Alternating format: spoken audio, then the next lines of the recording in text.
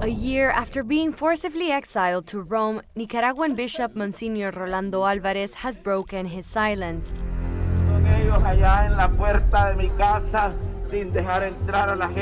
The prelate, who spent 17 months in detention, first under house arrest and later sentenced to 26 years in prison, was accused by Daniel Ortega's regime of conspiracy and treason. His release was the result of Vatican-led negotiations with the Nicaraguan government.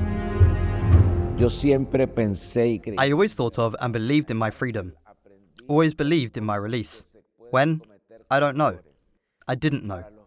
But I always hoped to be free, and I insist. What sustained me was prayer. The fact that I am here today, giving this interview from the beautiful Pontifical Commission for Latin America, can only be explained as a supernatural act of God. There is no human explanation for why I should otherwise be able to be here with you in this moment.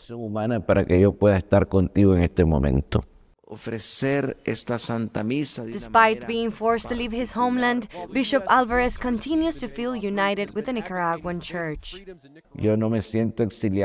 I do not feel exiled, but liberated and in the diaspora. And in the diaspora, faith always grows and hope is strengthened.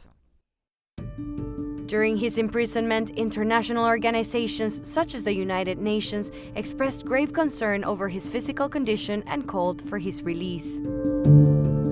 In 2023, just months after his incarceration, U.S. Congressman Chris Smith demanded proof from Nicaraguan dictator Daniel Ortega that the bishop was still alive. How was your health when you arrived in Rome 1 year ago, and how are you feeling now? I've had a year of recovery, certainly in terms of my overall health, but also a year in which I've been finding the inner peace I so desperately needed. To put it in quantifiable terms, I arrived at zero. Zero in all my psychological, psychiatric, emotional, affective, sentimental, moral, spiritual, physical, and semantic capacities.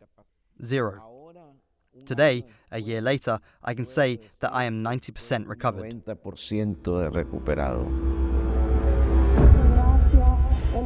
While the Nicaraguan government has released several clergy, many priests, religious, and lay people remain behind bars. Religious persecution in the Central American country has profoundly impacted the local church, forcing more than 400 citizens into exile, according to Bishop Alvarez. Since the expulsion of the Apostolic Nuncio in 2022, the regime has intensified its crackdown, dissolving the Jesuit order, seizing church properties, confiscating the major seminary of Matagalpa, and most recently taking over the monastery of the Poor Clares. How is the situation in Nicaragua for the local church?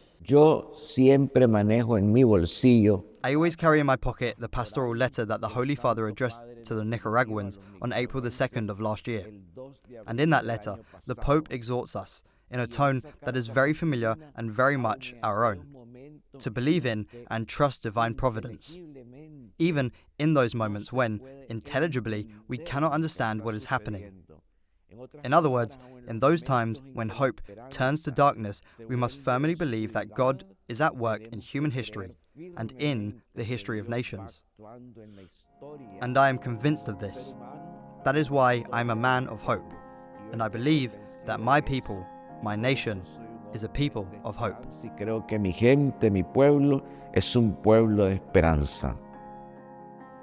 In Rome, Paola Arriaza, EWTN News In Depth.